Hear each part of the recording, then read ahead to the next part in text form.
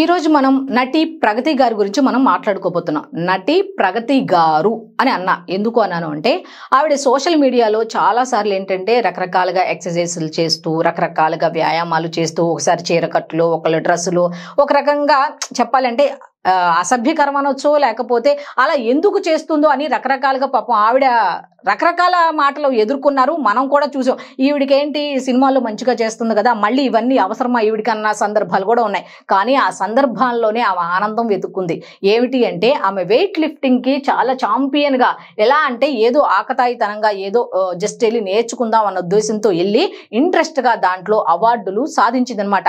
అయితే ఆ అవార్డులను సాధించిందన్న విషయాన్ని ఒక్క మీడియాలో కూడా గ్రేట్ గా చూపించలా. అదే సనాతన ధర్మానికి సంబంధించి ఎవరైనా కించపరిచినా లేకపోతే ఇంకేదైనా చెడుగా మాట్లాడినా అటువంటి వాళ్ళ గురించి హైలైట్ చేస్తారు. అసలు అలాంటి వాళ్ళని చూపించడమే దండగా, అసలు అటువంటి వాళ్ళ గురించి మాట్లాడడమే వేస్ట్.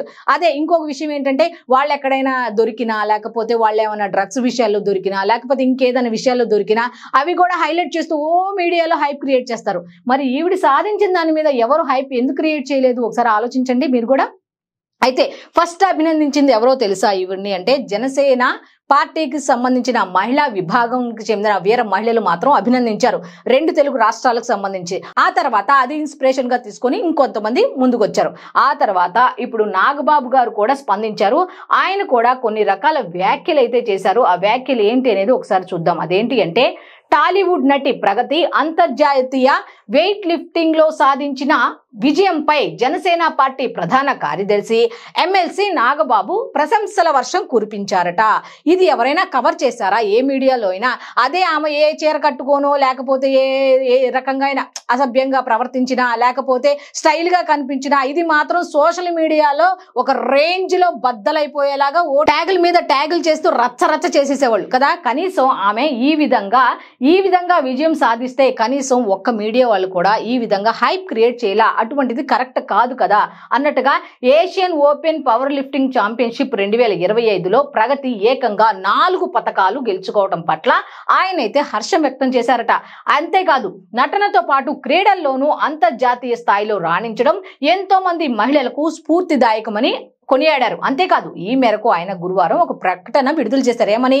ఆమె కేవలం సినిమాల్లోనే కాదు ఇటువంటి ఆటల్లో కూడా ఎంతో మంది మహిళలకు స్ఫూర్తిదాయకం. మరి ఇటువంటి వాళ్ళ గురించి పొగుడుకోవాలి కదా.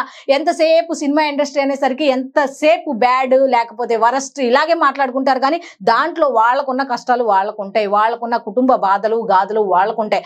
అయినా సరే తెర మీదకి వచ్చేసరికి అవన్నీ మర్చిపోయి వాళ్ళు మనల్ని నవ్వించడానికి లేకపోతే వాళ్ళు నటించడానికి చేస్తూ ఉంటారు. అటువంటి దాన్ని అయితే రకరకాలుగా చెప్తారు కానీ ఇటువంటి విజయాలు కూడా చెప్పుకోవాల్సిన అవసరం ఎంతైనా ఉంది కదా.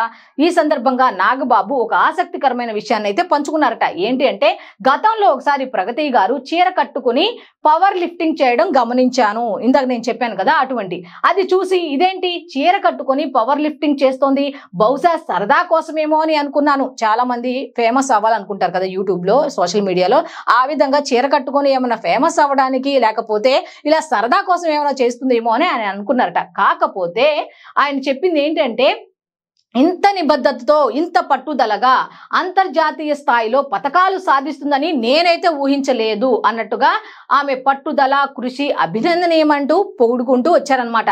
అయితే వెండి తెరపై తన నటనతో ప్రేక్షకులను మెప్పిస్తూనే క్రీడా రంగంలోనూ దేశానికి పేరు తీసుకురావటం నిజంగా విశేషమని నాగబాబు చెప్పుకుంటూ వచ్చారు. ఇంకో విషయం ఏంటంటే ప్రగతి చాలా మంది మహిళలకు ఆదర్శంగా నిలుస్తున్నారని ఆయన అభిప్రాయం అయితే వ్యక్తం చేశారు. అయితే ఆమె పట్టుదల ఎందరికో ప్రేరణ ఇస్తుందని భవిష్యత్తులో కూడా ఆమె సినిమాలతో పాటు పవర్ లిఫ్టింగ్ లో మరిన్ని విజయాలు సాధించాలని మనస్ఫూర్తిగా ఆకాంక్షిస్తున్నట్లు నాగబాబు తన ప్రకటనలో పేర్కొన్నారు.